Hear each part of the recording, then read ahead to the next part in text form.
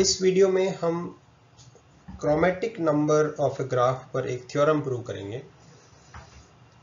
तो chromatic number से पहले हम समझेंगे कलरिंग ऑफ ए ग्राफ क्या होता है। कलरिंग ऑफ ए ग्राफ का मतलब होता है कि एक ग्राफ में अगर बहुत सारे नोड्स हैं, बहुत सारे वर्टिसेस हैं,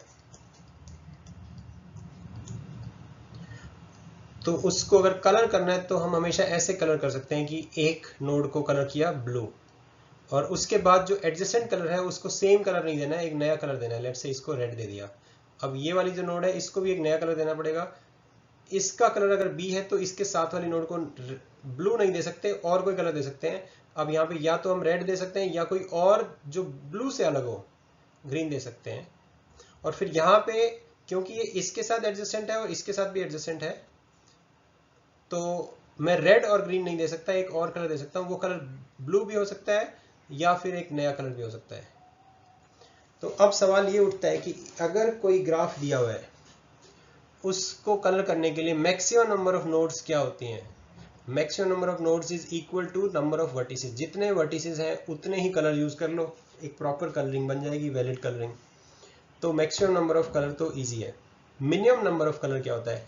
minimum number of colours required to colour a graph can be difficult sometimes, और उस नंबर को बोलते हैं क्रोमेटिक नंबर, और उसको इस साइन से दिखाते हैं, chromatic number of a graph. अब यहाँ पे हमें प्रूव करना है कि अगर G एक ग्राफ की edges, number of edges is big O of cardinality of V। Cardinality of V मतलब जो V सेट है, वर्टिसेस का सेट है, उसके नंबर ऑफ एलिमेंट्स कितने हैं। तो let's say total number of vertices is n।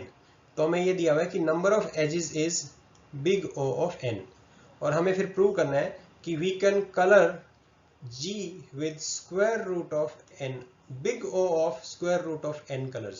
मतलब chromatic number of this graph is big O of square root of n। ये प्रूव करना है। तो हम अज्यूम करते हैं कि हमने उस ग्राफ को मिनिमम नंबर ऑफ कलर्स की एक ग्राफ लिया और उस ग्राफ को minimum number of colours use करके कलर कर दिया, और वो मिनिमम नंबर ऑफ कलर जितने भी हैं, लेट्स से 4 है, तो हमने वो 4 डिफरेंट कलर यूज करके जितने हर एक कलर के जो वर्टिसेस होंगे उन सबको एक सेट में डाल दिया।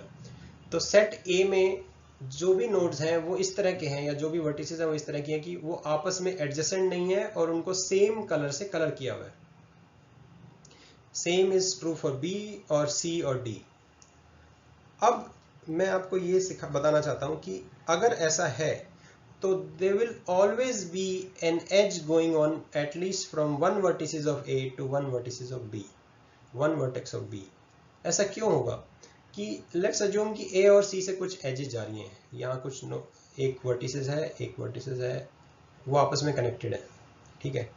A और B से भी कुछ जा रही हैं, A और D से भी कुछ जा रही हैं, B और C से भी कुछ जा रही हैं, B और D से कुछ जा रही हैं, बट C और D में आपस में कोई एज नहीं है।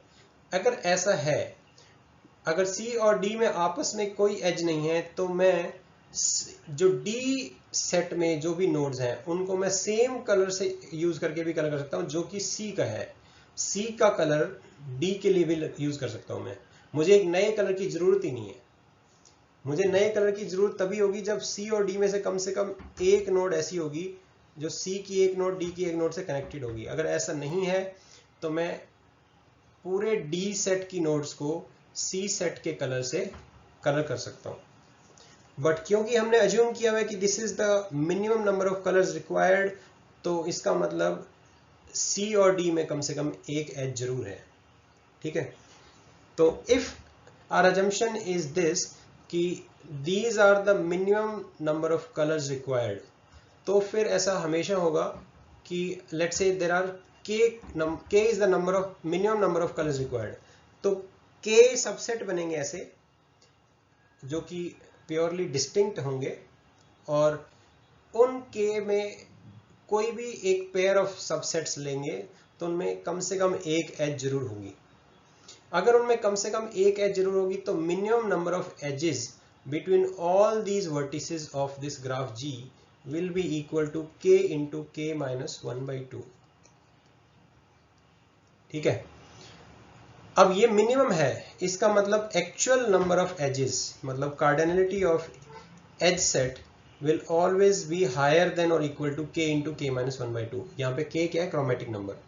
और मुझे ये भी पता है कि एजेस सेट का जो कार्डिनलिटी है दैट इज लेस देन और equal to some constant multiplied by cardinality of v set. अब इसको मैं ये लिख सकता हूं कि ये k माइनस 1/2 से बड़ा है, और इससे मैं एक तो ये टर्म लूंगा और ये टर्म लूंगा, इन दोनों को कंपेयर करके एक सिंपल इनइक्वालिटी लिख सकता हूं। k minus 1/2 is less than equal to some constant multiplied by cardinality of v set. Cardinality of v set मतलब number of elements in the set v।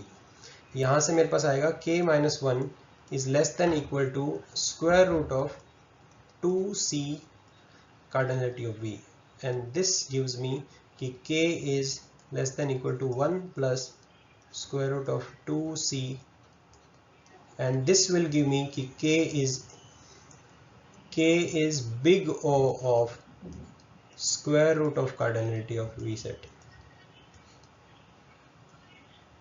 ठीक है, hence proved Bob is your uncle।